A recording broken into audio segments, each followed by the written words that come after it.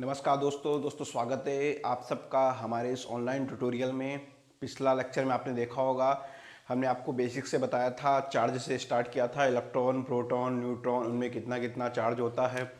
उसके बाद हम लोग गए थे रेजिस्टेंस की तरफ, और कल हमने लास्ट में जो फिनिश किया था वो फिनिश किया था R is equal to rho L upon A. यदि हमें किसी कंडक्टर का रेजिस्टेंस निकालना है तो रो जिसमें होता है स्पेसिफिक रेजिस्टेंस या resistivity, L length of the conductor, A area of the cross sectional, इसको देख के हम किसी भी कंडक्टर का रेजिस्टेंस निकाल सकते हैं।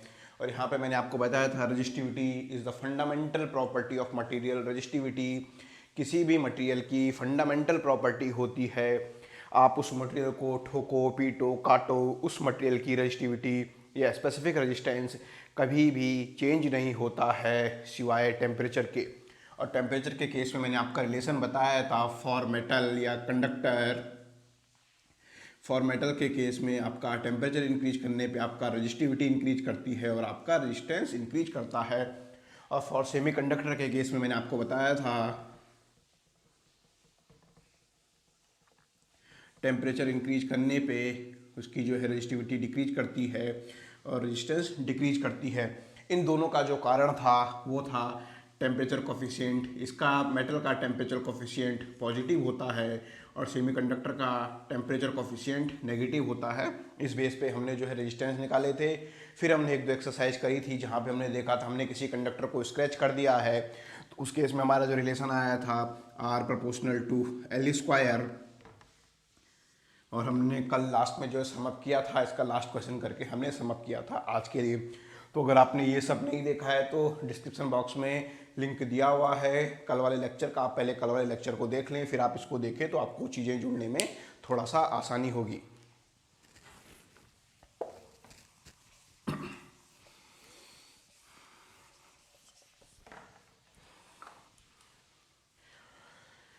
कल हमने कंडक्टर को स्क्रैच करने के बारे में बात करी थी। आज हम बात करेंगे, सपोज ये आपका कोई कंडक्टर है, एल इसकी लेंथ है और ए एरिया ऑफ दिस का क्रॉस सेक्शनल है। अब आपने आज के केस में क्या किया है, हमने इसे बी से कट कर दिया है। मीन्स ये L/2 हो गया है, ये L/2 हो गया है। तो इस केस में रेजिस्टेंस कितना होगा, क्योंकि इस केस में वॉल्यूम आपका कांस्टेंट नहीं है और आपको पता है R is equal to rho L upon A होता है। Means R directly proportional to L। तो मीन्स अगर केस फर्स्ट में आपका रेजिस्टेंस R रहा होगा तो केस टू में जब आपने इसको हाफ कर दिया, इसको हाफ कर दिया, तो इसका रेजिस्टेंस हो जाएगा R/2 और इसका रेजिस्टेंस भी हो जाएगा R/2। इस तरीके से आप ये तो आप कंडक्टर को स्क्रैच कर सकते हो या कंडक्टर को कंप्रेस कर सकते हो या कंडक्टर को काट सकते हो। तीनों पॉसिबिलिटी में रेजिस्टेंस में क्या क्या इफेक्ट आएगा ये आपको यहाँ पे अच्छी तरीके से बता दिया है।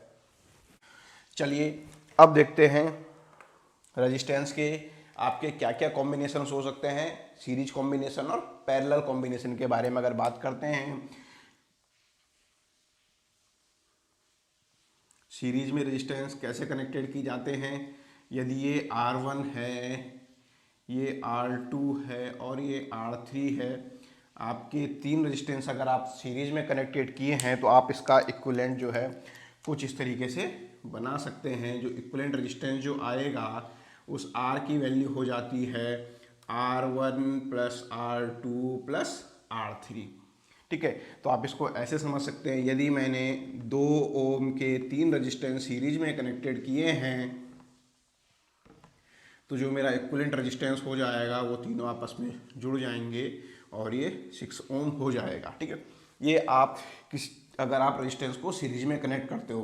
तो दूसरी एक और इम्पॉर्टेंट चीज़ जो मेरी यहाँ से निकल के आ रही है, अगर मैं सीरीज में बहुत सारे रेजिस्टेंस ऐड करता हूँ तो जो इक्विवेलेंट रेजिस्टेंस जो मेरा है उसकी वैल्यू बढ़ जाती है। तो कहीं भी आपको आगे से ध्यान रखना है, अगर आपके रेजिस्टेंस की वैल्यू बढ़ रही है इसका मीन्स कहीं ना कहीं वो रेजिस्टेंस आपस में सीरीज में कनेक्टेड है। अब बात करते हैं पैरेलल कॉम्बिनेशन की। पैरेलल कॉम्बिनेशन में अगर आपके रेजिस्टेंस कनेक्टेड हैं ये R1 है, ये R2 है, ये R3 है, तीन रेजिस्टेंस आपके पैरेलल में कनेक्टेड हैं। तो आप इस सब को एक इक्विवेलेंट रेजिस्टेंस से रिप्लेस कर सकते हो, R इक्विवेलेंट, और वो R इक्विवेलेंट आपका दिया जाएगा 1/R equivalent is equal to 1/R1, 1/R2 plus 1/R3। आप इसको सॉल्व करके इस तरीके से आप जो है इक्विवेलेंट रेजिस्टेंस निकाल सकते हैं। तो चलिए यहाँ पे इसको एक प्रॉब्लम से समझने की थोड़ा सा कोशिश करते हैं। अगर आपने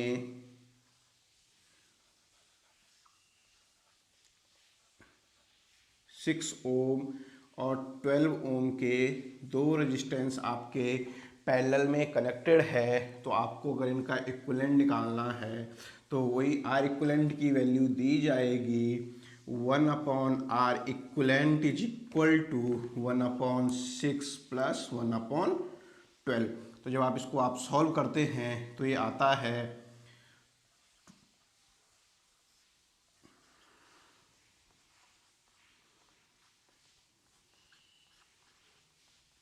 4 ओम।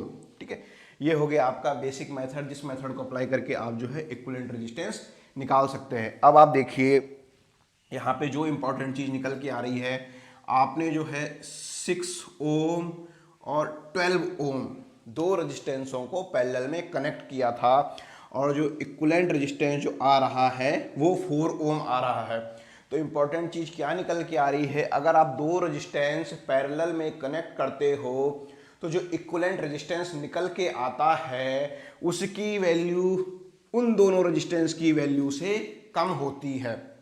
तो आगे प्रॉब्लम्स में अगर आपको आइडिया लगाना है, वैल्यू कम है तो मीन्स ये पैरेलल में कनेक्टेड है। यदि जो रेजिस्टेंस कनेक्टेड है वैल्यू उससे ज़्यादा है तो इसका मतलब है वो सीरीज में कनेक्टेड है। ठीक है, एक चीज़ तो ये हो गया, यहाँ पे फॉर्मूले के बेस पे आप डायरेक्ट आपने निकाला। इसके अलावा आर इक्विवेलेंट निकालने के लिए एक सीधा सीधा शॉर्ट ट्रिक भी है।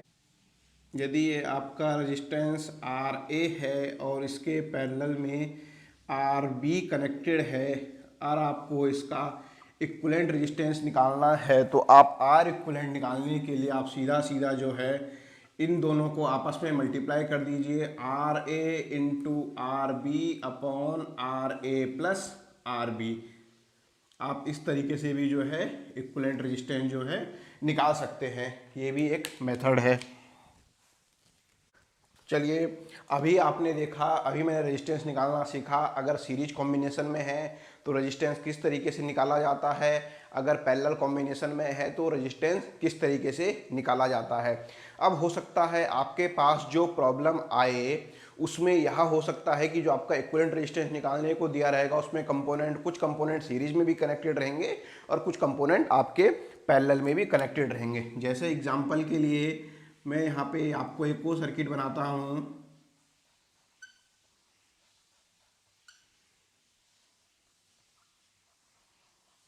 यहाँ पे है R1, R2, R3 और R4। ठीक है, और आपको ये दिया हुआ है AB, और आपको फाइंड करना है RAB। ठीक है, तो देखिए अब आपको पहचानना कैसे है कि कौन सा सीरीज में कनेक्टेड है और कौन सा पैरेलल में कनेक्टेड है। देखिए, इसकी सबसे पहले अगर आप step wise step approach follow करोगे तो आपको समझ में आएगा। धीरे धीरे जब आप ऐसे लॉट्स ऑफ क्वेश्चंस कर दोगे तो फिर आपको सीधा दिख जाएगा, फिर आपको जो है सॉल्व करने की जरूरत भी नहीं, आपको देखने से ही दिख जाएगा। मगर हो सकता है कि स्टार्टिंग में आपको समझ में नहीं आएगा कैसे होता है, तो क्योंकि हम बिल्कुल बेसिक से स्टार्ट कर रहे हैं, ग्राउंड जीरो से स्टार्ट कर रहे हैं, हम ये मान के चल रहे हैं आपका कोई बेस नहीं है, तो आपको ये देखना है सीरीज में कैसे कनेक्टेड है, कौन सा पैरेलल में है।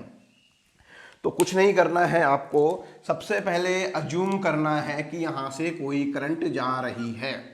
अब आप देखिए कोई करंट यहाँ पे आई, इस जगह पे आई, तो इस जगह पे आने के बाद इसके पास दो रास्ते हो गए, या तो ये R2 की तरफ जा सकता है या ये R3 की तरफ जा सकता है। तो जहां पे भी करंट आपकी दो पार्ट में बट जाएगी, इसका मतलब है वो दोनों आपस में आपके पैरेलल में कनेक्टेड हैं। ठीक है, बात समझ में आई। अगर जिस जगह पे जाकर आपकी करंट कुछ इस तरीके से आपकी करंट है और आपकी करंट जो है 2 3 जितने भी पार्ट में अगर आपकी इस तरीके से बट गई तो आपको पता चल जाएगा जो आपके तीनों कंपोनेंट दिए हुए हैं वो कंपोनेंट आपके पैरेलल में कनेक्टेड हैं। ठीक है, तो यहाँ पे आपको आपको आइडिया लग गया है कि ये दोनों आपस में आपके पैरेलल में कनेक्टेड है। तो अगर अब मैं इसका इक्विवेलेंट बनाऊं अब यहाँ पे, तो इसका इक्विवेलेंट हो गया है R2 R3 upon R2 plus R3 और यहाँ पे R4। ठीक है, अब ये आपने इसका थोड़ा सा इसको और छोटा किया तो आपके पास कुछ इस तरीके का आया। अब आप देखिए आपकी जो करंट जा रही है वही इस कंपोनेंट में जा रही है, वही इसमें जा रही है, वही इसमें जा रही है। इसका मतलब आपके ये तीनों कंपोनेंट अब सीरीज में कनेक्टेड हैं। तो अब आप इसका RAB आप लिख सकते हो, RAB होगा R1 plus R2 R3 upon R2 plus R3 plus R4। ठीक, तो इस तरीके से देख के आप जो है सीरीज पैरेलल के कॉम्बिनेशन को आप जो है डिफाइन कर सकते हैं। चलिए अब थोड़ा सा प्रॉब्लम की डिफ़िकल्टी को थोड़ा सा और बढ़ाते हैं और थोड़ा सा प्रॉब्लम को थोड़ा सा और टफ करते हैं।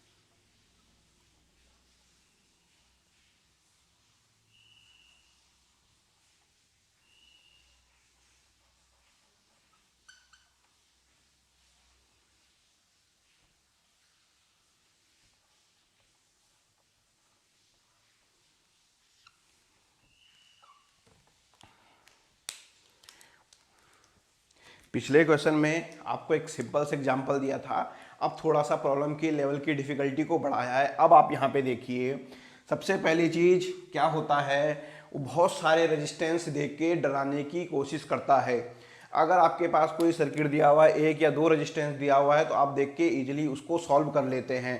मगर आपका किसी भी कम्पिटिटिव एग्ज़ाम में क्वेश्चनर का जो एग्जामिनर होता है उसका टारगेट होता है कि बच्चे ज़्यादा से ज़्यादा डर सकें।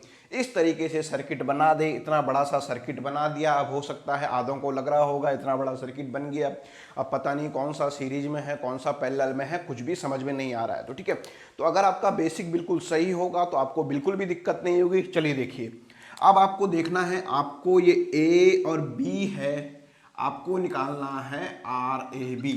ठीक है, स्टार्टिंग में अभी आपको हो सकता है बहुत सारे लोगों ने प्रॉब्लम्स पहले सॉल्व करी होगी, वो कह रहे होंगे क्या छोटा सा क्वेश्चन दे रहा है आपने तुरंत कर दिया है। मगर मेरा जो है बेसिक उद्देश्य उन बच्चों के लिए है जिनका फिलहाल बेसिक्स कुछ नहीं है, तो बेसिक से शुरू करेंगे।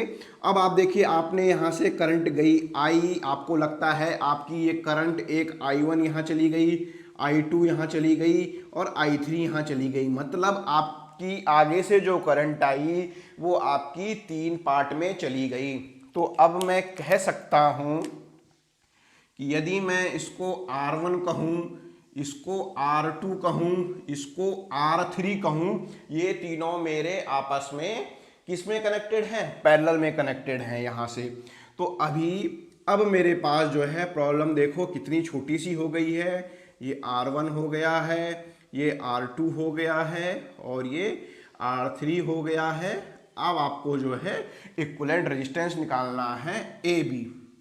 अब आप जो है इसको बड़ी आसानी से कर सकते हैं। कैसे कर सकते हैं, अब आपको टारगेट है R1 निकालना, ये R2 निकालना और ये R3 निकालना। अगर आपने R1, R2 और R3 तीनों निकाल दिए तो आपका इक्विवेलेंट रेजिस्टेंस अब आसानी से निकल जाएगा।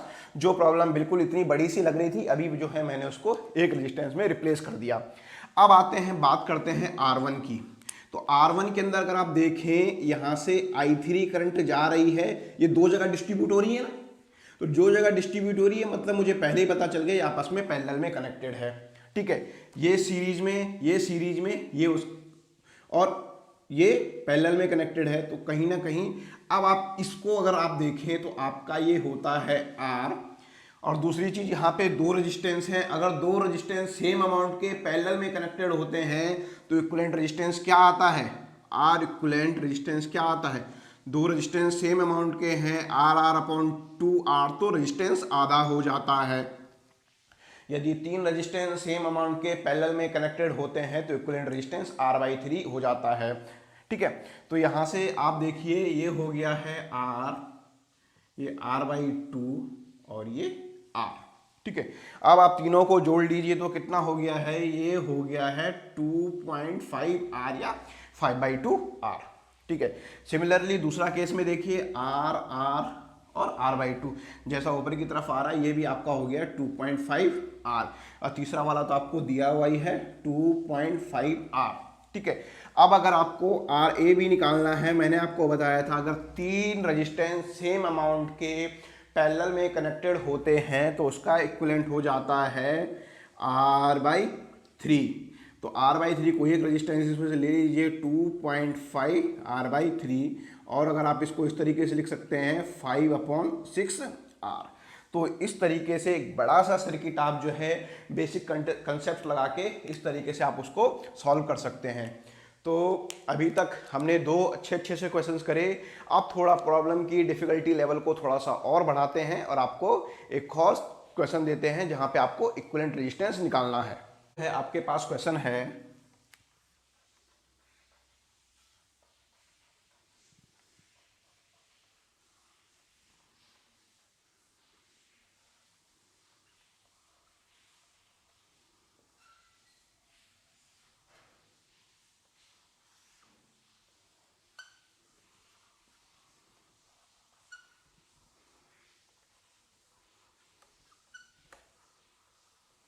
अब ये क्वेश्चन आपको दिया हुआ है, सीरीज पैरेलल कॉम्बिनेशन आपको बता दिया है। अब आपके सामने ये क्वेश्चन दिया हुआ है, तो आप वीडियो को पॉज कीजिए और आपके पास 2 मिनट का टाइम है। आप इस प्रॉब्लम को सॉल्व कीजिए और मुझे RAB बताइए।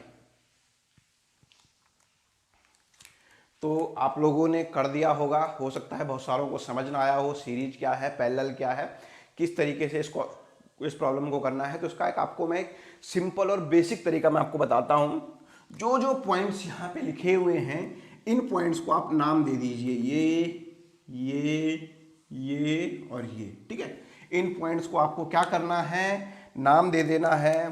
इसको मैंने नाम दिया 1 नंबर, इसको मैंने नाम दिया 2 नंबर, इसको मैंने नाम दिया 3 नंबर, और इसको मैंने नाम दिया 4 नंबर। ठीक है, अब आपको पता है निकालना किस किस के बीच निकालना है, आपको इक्विवेलेंट रेजिस्टेंस आपको A और B के बीच निकालना है। तो मींस A जहां पे है वहां पर आपका 1 नंबर है, और B जहां पर है वहां पर आपका 4 नंबर है।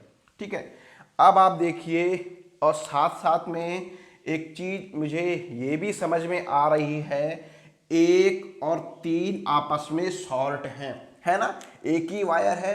तो मीन्स अभी आपको कल बताया था अगर शॉर्ट सर्किट कोई चीज होती है तो उसका रेजिस्टेंस क्या होता है, 0 होता है। इसके बारे में आपको बिल्कुल डीप में भी बताया जाएगा आगे। तो 1 और 3 आपस में शॉर्ट सर्किटेड हैं, तो 1 और 3 एक ही पॉइंट होंगे, आप इसको एक ही पॉइंट अज्यूम कर सकते हैं। सिमिलरली यहाँ पे आप देख रहे हैं 4 और 2 ये भी एक ही पॉइंट पर हैं, तो आप इसको भी एक ही पॉइंट पर रख सकते हैं। फिलहाल अभी इतना मेरे सामने हो गया है। अब आप देखिए 1 से 2 के लिए एक R1 रेजिस्टेंस कनेक्टेड है, 1 से 2 के लिए, 1 से 2 के लिए एक R1 रेजिस्टेंस कनेक्टेड है, वो आपने कनेक्ट कर दिया। 2 से 3 के लिए R2, 2 से 3 के लिए R2, और अगला आप देखिए 4 से 3 के लिए R3,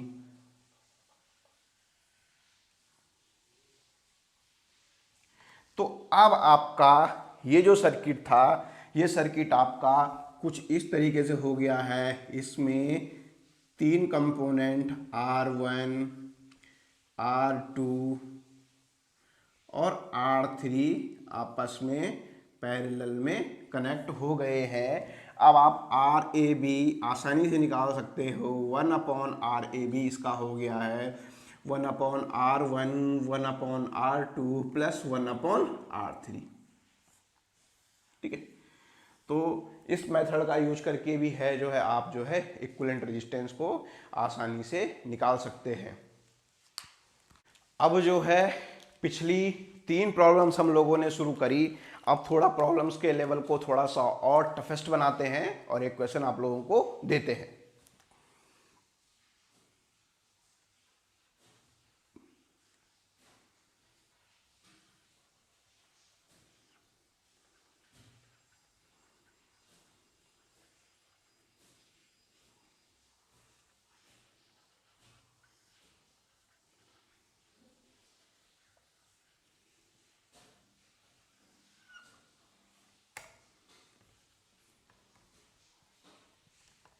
अब जो है मैंने पिछली प्रॉब्लम के कंपैरिजन में इस प्रॉब्लम को थोड़ा सा टफ किया है। आपका जो पहले शॉर्ट सर्किट था उसकी जगह पे मैंने इस बार जो है एक रेजिस्टेंस से जो है मैंने उसे रिप्लेस कर दिया है।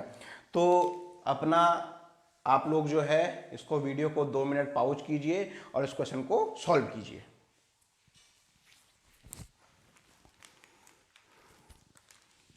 चलिए देखते हैं। आप लोगों ने शायद इसको सॉल्व कर दिया होगा, बहुत से लोगों से अभी भी सॉल्व नहीं हो पाया होगा, तो एक बार दोबारा से इसको भी उसी तरीके से बेसिक से देखते हैं। इस पॉइंट को आपने नाम दिया 1 नंबर, इस पॉइंट को आपने नाम दिया 2 नंबर, इस पॉइंट को आपने नाम दिया 3 नंबर और इस पॉइंट को आपने नाम दिया 4 नंबर। ठीक है, और आपको निकालना किस किस के बीच है, आपको रेजिस्टेंस निकालना है 1 नंबर और 4 नंबर के बीच निकालना है। तो यहाँ पे A है, ए की जगह पे यहाँ पे 1 नंबर यहाँ पर है और बी यहाँ पे डॉट कर लीजिए, 4 नंबर यहाँ पर है। ठीक है, ये अभी आपने कर दिया। अभी इस क्वेश्चन में दिख रहा है 2 और 4 आपस में क्या है, शॉर्ट सर्किटेड हैं। शॉर्ट सर्किटेड है मींस इस पॉइंट में एक वायर है, आप इसको डॉट से भी रिप्लेस कर सकते हैं और ये 2 नंबर आपका यहाँ पे आ गया। अब आप देखिए इस क्वेश्चन में बाकी क्या है, 2 से 3 के बीच 3 नंबर को आप जो है यहाँ कहीं पे लिख लीजिए। ठीक है, हो गया है। अब आपको बेसिक से शुरू करना है। 1 से 2 पे 2 ओम का कोई रेजिस्टेंस कनेक्टेड है। ठीक है जी। अगला 2 से 3 में 2 ओम का रेजिस्टेंस कनेक्टेड है। कहाँ से, 2 से 3 में, 2 से 3 में एक 3 ओम का रेजिस्टेंस कनेक्टेड है। चलिए ठीक है। 3 से 4 में, 3 से 4 में भी एक 2 ओम का रेजिस्टेंस कनेक्टेड है। 3 से 4 में ये भी कितने ओम का है, 2 ओम का रेजिस्टेंस कनेक्टेड है। अब और आगे इसको थोड़ा सा देखिए।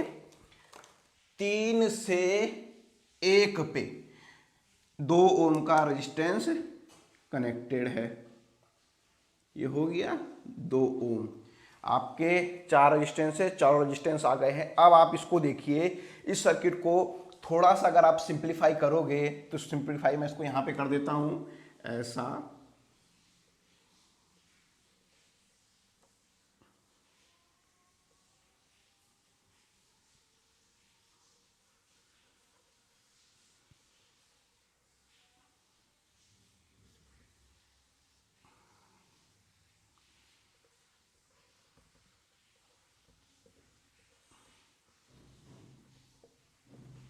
A B.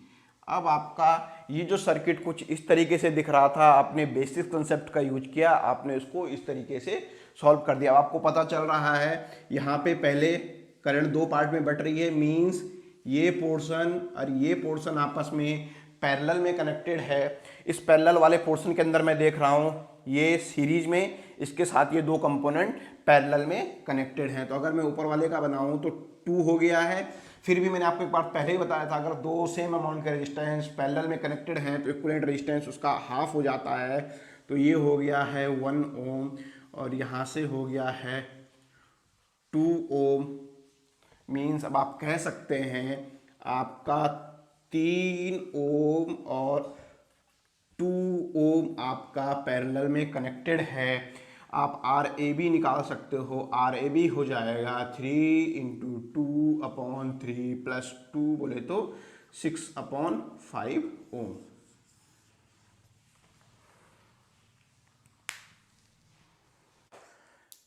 चलिए, अभी हमने आपको पिछली 3-4 प्रॉब्लम्स इक्विवेलेंट रेजिस्टेंस के बारे में, जहाँ पे हम लेवल बाय लेवल आपका लेवल इंक्रीज करते जा रहे थे। अभी एक और प्रॉब्लम दी है यहाँ पे। अब आपको इसमें बताना है R A B equivalent resistance, आपको इसके बारे में बताना है। ठीक है,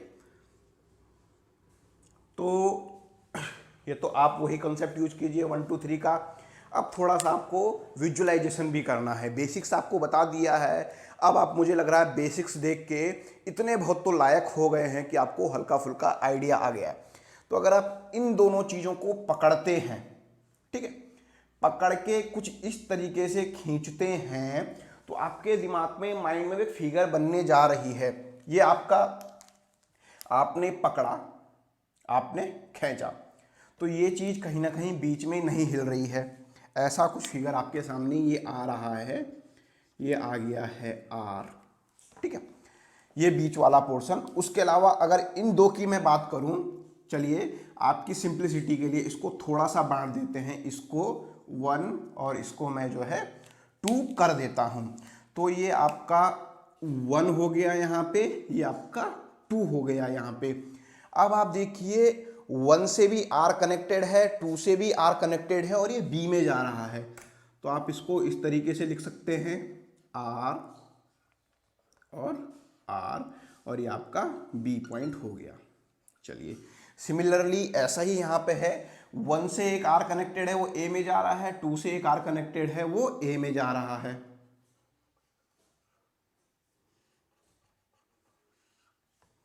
आर और आपका ए। अब आपका जो फिगर कुछ ऊपर इस तरीके से दिख रहा था, अब वो इस तरीके से दिख रहा है। और इस केस में अब आपको क्या निकालना है, आर इक्विवेलेंट निकालना है। अभी तक तो अब देखिए यहाँ तो दिख रहा है आप, ये दो पैरेलल में हो रहे हैं, ये पैरेलल में हो रहे हैं, फिर करंट इधर जा रहा है, इधर जा रहा है एक साथ जो है। मतलब यहाँ देखिए, यहाँ से करंट आई, ये तो मुझे पता चल रहा है ये दो पैरेलल में है। ये I1 यहाँ चली गई, I2 यहाँ चली गई। मगर आप देख रहे हैं आगे जो है दोनों करंट एक साथ ऊपर जा रही है। तो मेरा दिमाग जो है चकरा गया है, सीरीज में है या पैरेलल में है, नहीं पता चल पा रहा है ना, दोनों एक साथ ऊपर जा रहे हैं यहाँ से। तो इस तरीके के लिए, अब इस तरीके की प्रॉब्लम आपने देखी होगी। इसको प्रॉब्लम को सॉल्व करने से पहले हमें एक हल्का सा छोटा सा कंसेप्ट समझना पड़ेगा, जो व्हीटस्टोन ब्रिज का होता है, जो आपको मेजरमेंट में पढ़ाया जाएगा। मगर अभी यहाँ पे प्रॉब्लम्स आ गई है तो उस प्रॉब्लम को कैसे सॉल्व करना है। तो व्हीटस्टोन ब्रिज कहता है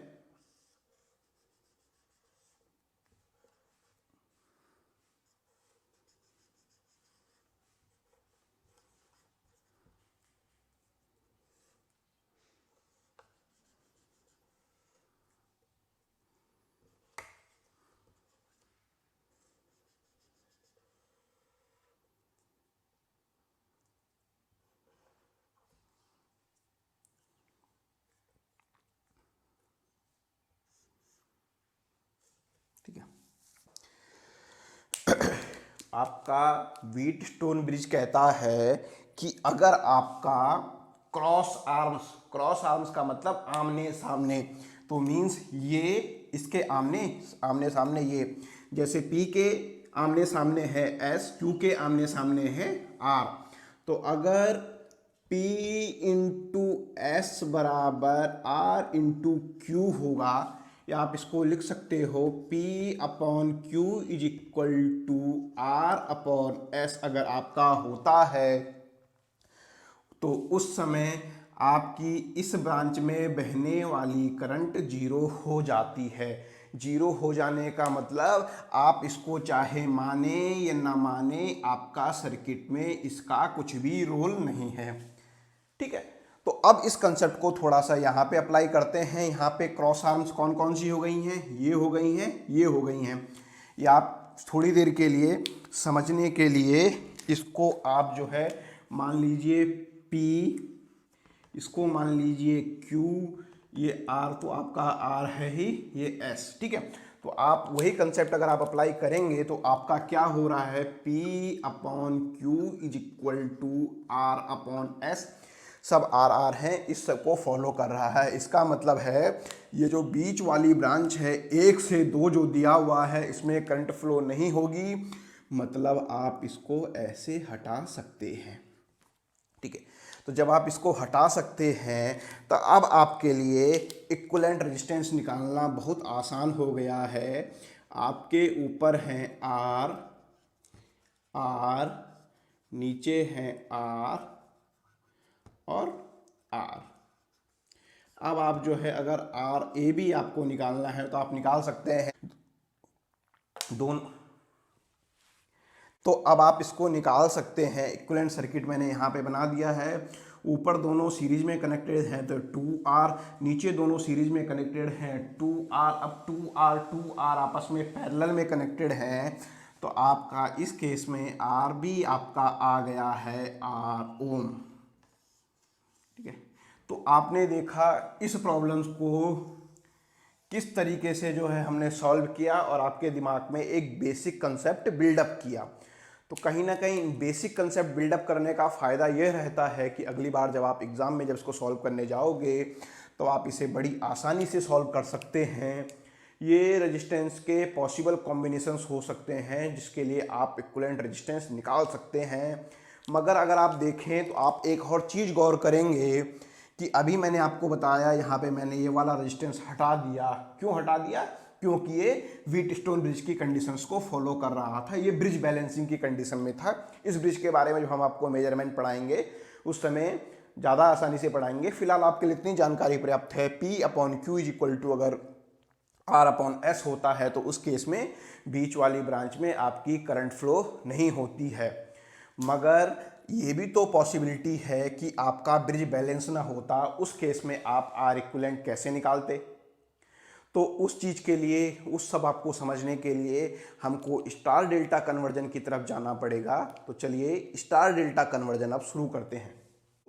कोई भी कन्वर्जन के लिए एक स्टैंडर्ड नॉमेनक्लेचर जो आप फॉलो करेंगे, या तो आप जाएंगे क्लॉकवाइज या आप जाएंगे एंटी क्लॉकवाइज। ठीक है, ये अगर आप स्टैंडर्ड कल्चर, स्टैंडर्ड नेम रखने का जो तरीका है, अगर आप इसको फॉलो कर रहे हैं तो आगे आपको कहीं पे भी दिक्कत नहीं होने वाली है। ठीक है, तो मैं अगर मान रहा हूँ ए तो मैं एंटी क्लॉकवाइज ही चल रहा हूँ, ABC। ठीक है, अभी मैंने इस एलिमेंट का जो नाम मैंने रखा है, मैंने रख दिया है इस एलिमेंट का नाम RAB, RA to B।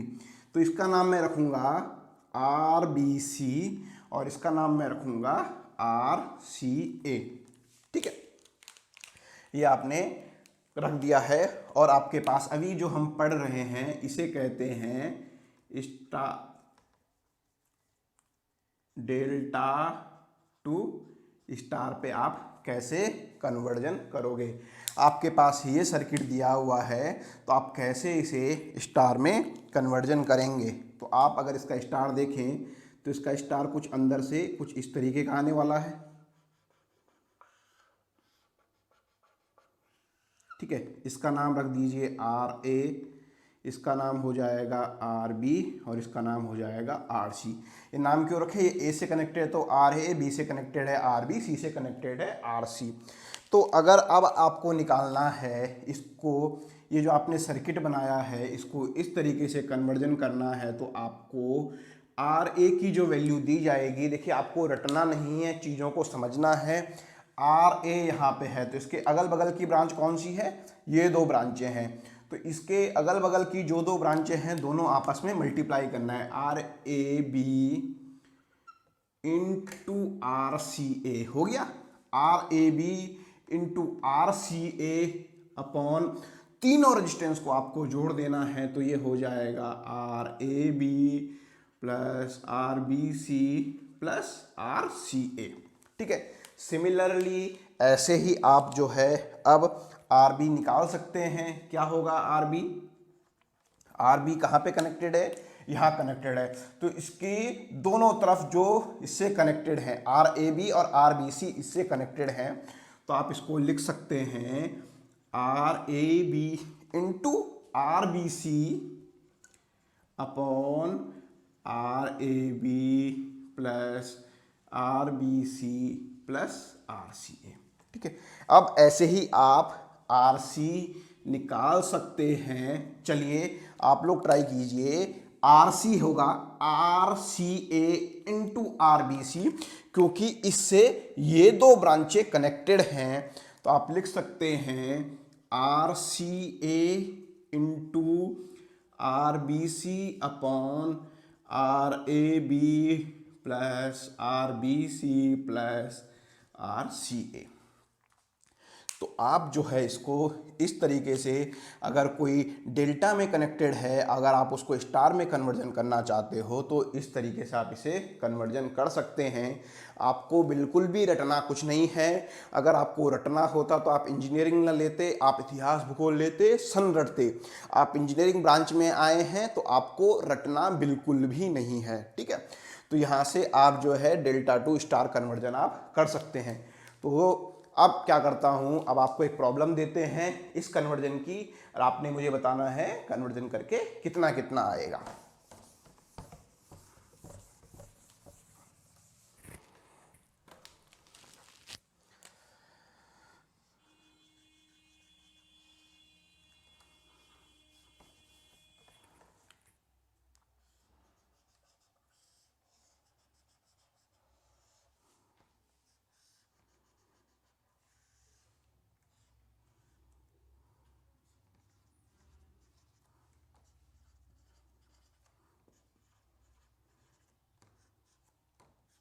ठीक है, ये यहाँ पे प्रॉब्लम है। आपको डेल्टा कनेक्टेड कोई सर्किट दिया हुआ है, इसमें जो है 18 ओम के जो रेजिस्टेंस है वो डेल्टा में कनेक्टेड है।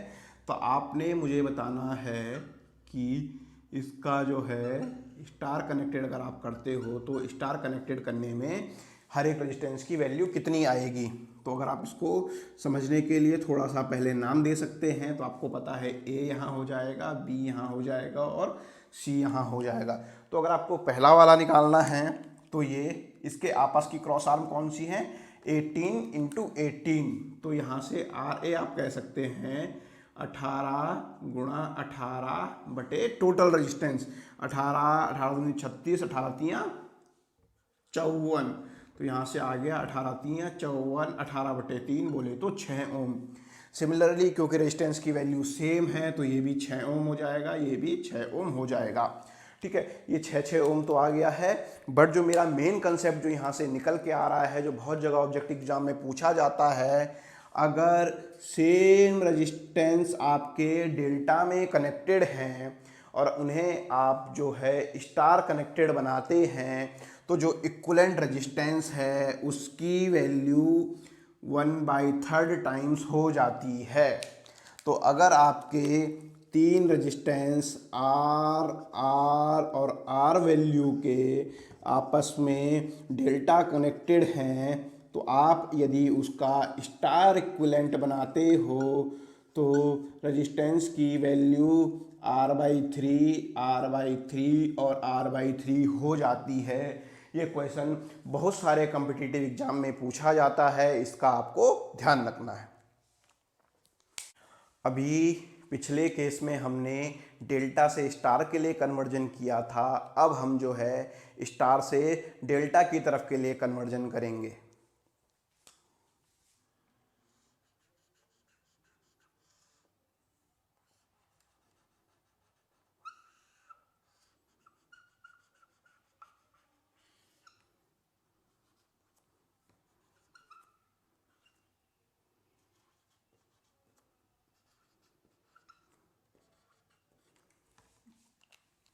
तो ये अगर आपका कोई डेल्टा स्टार कनेक्टेड नेटवर्क है, अगर आपको अब इसको स्टार से डेल्टा की तरफ जाना है, स्टार टू डेल्टा कन्वर्जन आपको करना है, स्टार टू डेल्टा कन्वर्जन आपको करना है, तो मैंने आपको सबसे पहली चीज़ बताई थी, नामकरण करने का आप विशेष ध्यान रखेंगे, क्योंकि देखिए नाम का विशेष महत्व होता है।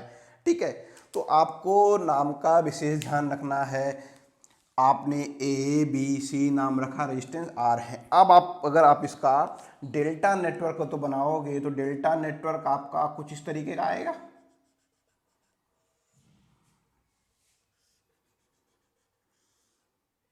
कुछ इस तरीके का आएगा। ये आप इसका अब नाम रखें तो ये ए यहाँ पे है, बी यहाँ पे है, ये सी यहाँ पे है। तो मैंने आपको कहा था आपको हमेशा स्टैंडर्ड प्रोसीजर फॉलो करना है। तो इसका नाम अगर आप आर ए बी रख रहे हैं, आप एंटी क्लॉकवाइज जा रहे हैं, तो इसका नाम आर बी सी और इसका नाम आर सी ए। ठीक है, ये आपका नॉमेनकल्चर आगे पावर सिस्टम में बहुत आगे काम आने वाला है। ठीक है, फिलहाल आपका बेसिक। अब आपको निकालना है, अब आप थोड़ा सा समझिए। सपोज मुझे आर ए बी निकालना है, तो आर ए बी कुछ ऐसा कनेक्टेड होगा, ये होगा आर ए बी। तो इस केस में आपको ध्यान रखना है, आपको कैसे निकालना है, आर ए बी देखना है। जो ब्रांचें इससे कनेक्टेड हैं, ये और ये दोनों इससे कनेक्टेड हैं, तो आपको क्या करना है, इन दोनों को ऐड कर देना है, R A plus R B plus. तीसरे केस में आपको क्या करना है, इन दोनों को मल्टीप्लाई कर देना है, R A into R B upon जो रह गया, आर ए भी आ गया, आर बी भी आ गया, अब आपका केवल आर सी रह गया, तो आपका निकल गया आर सी। तो आपका आर ए बी की वैल्यू आ गई है। सिमिलरली अब ऐसे ही आप आर बी सी की वैल्यू निकालेंगे। आर बी सी कहाँ कनेक्टेड है, यहाँ कनेक्टेड होगा। इससे कौन कौन सी ब्रांचेज कनेक्टेड है, आर बी कनेक्टेड है और आर सी कनेक्टेड है। तो आप इसको लिख सकते हो R B plus R C plus R B into R C upon R A. Similarly अगर आप निकालते हैं, आर सी ए आपको निकालना है, तो आर सी ए किस किस के बीच कनेक्टेड है, ए और सी के बीच कनेक्टेड है। तो आर सी ए आपका हो जाएगा R A plus R C plus, दोनों को आपको मल्टीप्लाई कर देना है और जो रह जाएगा वो आ गया आर बी। ठीक है, इस तरीके से आप जो है स्टार से डेल्टा कन्वर्जन कर सकते हैं। आपको रटना कुछ नहीं है, सिंपल सिंपल इन कंसेप्ट को फॉलो करते जाना है। आपको जो है स्टार टू डेल्टा हो चाहे डेल्टा टू स्टार कन्वर्जन हो, आप बड़ी आसानी से कर सकते हैं।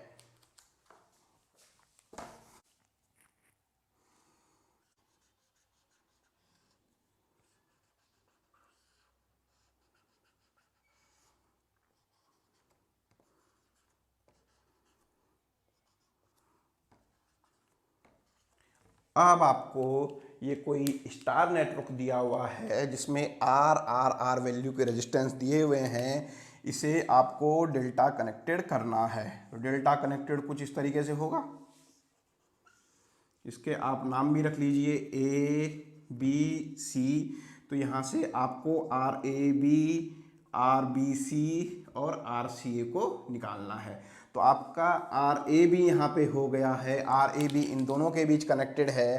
तो कौन कौन सी ब्रांच हो गई है, आर प्लस ये इंटू ये, R into R upon R. तो आर से आर कैंसिल, यहाँ पे आ गया है आपका 3R। सिमिलरली क्योंकि रेजिस्टेंस की वैल्यू सेम है, तो आर ए बी आपका आर बी सी भी 3R आएगा और आर सी ए भी आपका 3R आएगा। अब आपको जो है इसके इम्पॉर्टेंट कंसेप्ट को समझना है, जो कंसेप्ट मैं बताने जा रहा हूँ। अगर तीन इक्वलेंट रेजिस्टेंस, तीन सेम अमाउंट के रेजिस्टेंस आर आर आर आप अगर आपके अगर स्टार में कनेक्टेड हैं, तो अगर आप उसका डेल्टा कन्वर्जन करते हो तो रेजिस्टेंस की वैल्यू डेल्टा में 3R हो जाती है, 3 गुना हो जाती है। ठीक है, अभी हमने ये केस आपने डेल्टा टू स्टार पे भी देखा था, अभी हमने स्टार टू डेल्टा पे भी ये केस देख लिया है। तो इसको अगर हम सम अप करें, अगर आप जो है डेल्टा से स्टार की तरफ जा रहे हैं, अगर आपका रेजिस्टेंस R है तो ये आपका रेजिस्टेंस R/3 हो जाता है। ठीक है, और इस केस में अगर आपका रेजिस्टेंस R है और आप ऐसे जा रहे हैं तो 3R हो जाता है।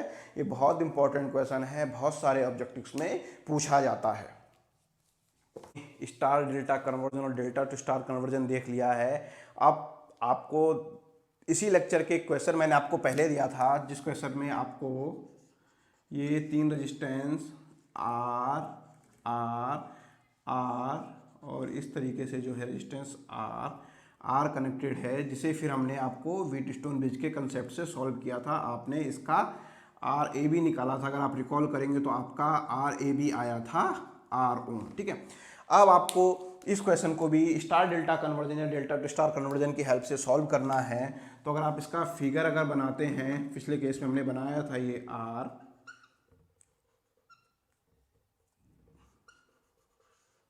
ये R, ये R, ये R, ये R और ये आपका A और B। तो अगर आप देखें इस केस में क्वेश्चन में आपके सामने दो जगह पे डेल्टा आ रहे हैं, एक डेल्टा ये है, एक डेल्टा ये है। आप अपनी इच्छा से चाहें कोई से भी डेल्टा का आप स्टार में कन्वर्जन कर सकते हैं। मैं इसको 1 और 2 मान लेता हूं सिंप्लिसिटी के लिए। तो अभी मैंने आपको बताया था, यदि सेम अमाउंट के रेजिस्टेंस आपके डेल्टा कनेक्टेड में हो तो अगर आप उसका स्टार कन्वर्जन करते हो तो रेजिस्टेंस की वैल्यू उसके 3 टाइम्स कम हो जाती है। तो आपका अब ये कुछ इस तरीके से कनेक्टेड हो गया, ये आपका आ गया R/3 इस डेल्टा का ये वाला पोर्शन। सिमिलरली ये आपका R था, इस डेल्टा का ये वाला पोर्शन R/3 ये, और यहाँ से ये R/3। अब ये आपका A हो गया है, ये आपका B हो गया है। तो अगर आप निकालें तो यहाँ देखिए, यहाँ से ये दोनों पैरेलल में कनेक्टेड है, मगर अंदर पैरेलल में जाएं तो ये दोनों आपस में सीरीज में कनेक्टेड है। तो इसे आप लिख सकते हैं 4R/3 और इसे आप लिख सकते हैं 4R/3, ये भी सेम आ जाएगा। अब ये दोनों 4R/3 आपके जो है पैरेलल में कनेक्टेड हैं। तो पैरेलल में कनेक्टेड हैं मींस 4R/3 पैरेलल में है 4R/3 के, तो इसका जो इक्विवेलेंट हो जाता है वो जस्ट हाफ हो जाएगा, तो 4R/6। तो ये पूरा का पूरा बन गया है 4R/6 प्लस इसके साथ सीरीज में कनेक्टेड है अब R/3। तो अगर आप इसको देखें 2 3 तो ये आ गया है 3R/3 बोले तो R ओम। तो इस क्वेश्चन को हमने पहले व्हीटस्टोन ब्रिज वाले कंसेप्ट से देखा था, वहाँ पे भी हमारा आंसर आ रहा था R ओम। अभी हमने इसे स्टार टू डेल्टा कन्वर्जन से करके देखा है, यहाँ से भी हमारा आंसर आ रहा है R ओम। अब आपके इक्विवेलेंट रेजिस्टेंस निकालने के जो जो पॉसिबल क्वेश्चन बन सकते थे, सारे के सारे क्वेश्चन यहाँ पे आपको करवा दिए गए हैं। क्योंकि ये सर्किट है, क्योंकि आपका जो नेटवर्क जो में सब्जेक्ट होता है, ये नेटवर्क सब्जेक्ट जो है आपका मेन कैलकुलेशन बेस्ड होता है, यहाँ पे क्वेश्चन ज़्यादा होते हैं। तो इस तरीके के क्लास में आपके जो है क्वेश्चंस ज़्यादा से ज़्यादा रहेंगे। अब आपको जो है एक और प्रॉब्लम की तरफ ले चलते हैं। अब जो है पिछली सारी प्रॉब्लम से ये प्रॉब्लम थोड़ा सा अलग है। आपको ये 2 ओम 2 ओम 2 ओम इस तरीके से रेजिस्टेंस कनेक्टेड हैं और ये आपस में इन्फिनिटी तक जा रहे हैं, और इस केस में आपको R इक्विवेलेंट निकालना है। ठीक है, तो अब इस केस में आपको R इक्विवेलेंट निकालना है। कैसे निकालेंगे, आप अपने तरफ से ट्राई कीजिए, वीडियो को पॉज कीजिए और आप ट्राई कीजिए, आप कर सकते हैं कि नहीं कर पाते हैं। चलिए, आपने कोशिश कर ली होगी तो देखते हैं इसको किस तरीके से सॉल्व करना है। अगर आप देखें इस सर्किट में तो मैं एक चीज़ गौर कर रहा हूँ, ये इस तरीके से रिपीट हो रहा है। ठीक है, और आपको निकालना क्या है, R इक्विवेलेंट आपको निकालना है। तो अगर मैं इसको, आप इसको देखें यहाँ से, तो पुराने वाले में इस वाले में आपको कोई डिफरेंस नज़र आ रहा है। ये R इक्विवेलेंट है, ये भी R इक्विवेलेंट, एक सीक्वेंस की चेन चली जा रही है। तो अगर मैं इस पीछे वाले पोर्शन को, क्योंकि इन्फिनिटी तक जा रहा है ये पोर्शन को मैं अगर R इक्विवेलेंट से रिप्लेस कर दूं, केवल एक ही तो रह जाएगा। बाकी सारा का सारा पीछे का सेम ही है। तो अगर आप मैं इसको आर इक्विवेलेंट से रिप्लेस कर दूँ तो मेरा कुछ काम आसान हो सकता है। मीन्स अगर मैं कहूँ ये 2 ओम है, ये 2 ओम है और आपने इसको रख दिया है आर इक्विवेलेंट और यहाँ से आप निकाल रहे हैं आर इक्विवेलेंट। तो अगर आप अब इसे सॉल्व करोगे तो आपका आर इक्विवेलेंट अब आसानी से निकल आएगा। सबसे पहले ये दो आपके आपस में पैरेलल में कनेक्टेड हैं, दो पैरेलल में कनेक्टेड हैं तो मतलब आप कह सकते हैं R equivalent into 2/2 plus R equivalent plus फिर आपका 2 ओम सीरीज में कनेक्टेड है और ये कितना आएगा आर इक्विवेलेंट आ रहा है। तो अब आपके सामने ये इक्वेशन बन गई है, ये इक्वेशन को आप सॉल्व कीजिएगा और आपके आर इक्विवेलेंट निकल आएगा। यहाँ से जब आप इस इक्वेशन को सॉल्व करोगे आपको खुद ये आपके लिए होमवर्क है, आपको इक्वेशन बनानी है, आर इक्विवेलेंट की वैल्यू निकालनी है। क्योंकि जब आप इस आर इक्विवेलेंट की वैल्यू निकालेंगे तो दो एक क्वाड्रिक इक्वेशन बनेगी, क्वाड्रिक इक्वेशन के 2 रूट आएंगे, आपके पास आर इक्विवेलेंट की 2 वैल्यू आएगी। तो अब क्वेश्चन ये है कि आपको उन 2 सही वैल्यू में से आर इक्विवेलेंट की कौन सी वैल्यू लेनी है। तो आपको पता है रेजिस्टेंस की वैल्यू कभी भी नेगेटिव नहीं हो सकती है। तो जब आप आर इक्विवेलेंट निकालोगे एक वैल्यू नेगेटिव आएगी, एक वैल्यू पॉजिटिव आएगी। तो जो वैल्यू पॉजिटिव आएगी वही इस क्वेश्चन का आर इक्विवेलेंट होगा। तो आप इसको जो है वहाँ से आप इसको सॉल्व कर सकते हैं।